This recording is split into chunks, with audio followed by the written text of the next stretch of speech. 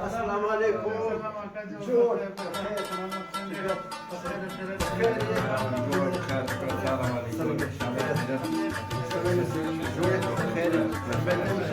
د قبایلي مشر اجلالا نورزي صاحب ډېره مننه کوم چې د پښتو اکیډمۍ د کابینې غړي راوغوښتل، مېلمانه یې کړل، خپل مېلمستون ته یې راوستل.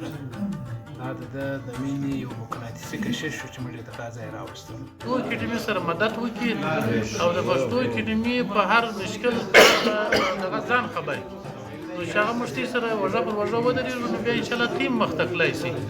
او دا موږ خواس کوو، وزیر اعلی ته دا خواس کوو، سرکاري کابینې ته دا خواس کوو چې د پښتو اکیډمي سره دې مدد وکړي، صرف نظر دې نه ګرځي.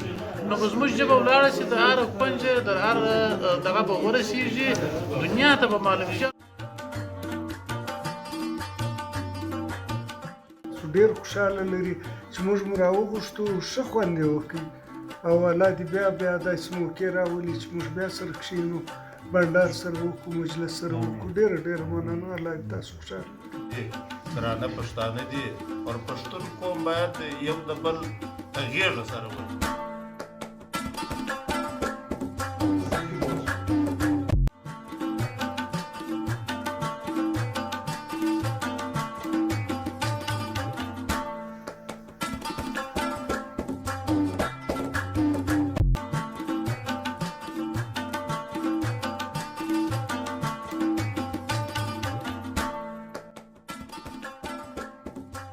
راتګ کوم دی دلته د هغه دپاره سبب یو شی دی چې هغه زموږ ستاسو په دواړو سره ګډه دغه پښتو او یو له بله سره تړلي وي سره کور مندان خدای هم خوشحاله چې زموږ زاړه تاریخونه راژوندي شو، بیا زموږ خپله د سیاله سره سمیږو.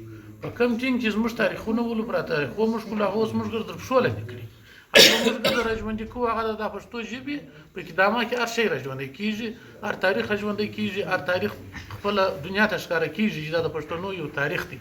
نو دا به موږ کوشش کوو، موږ ته سره ملګري هر وخت ایثار نه کړي او نوی بېتا نسي لیکای، تکرار ایثار نه کړي او نوی بېتا نسي لیکای. د غزل ټولې تجربې ستا په سترګو کې وي. ډېره مننه.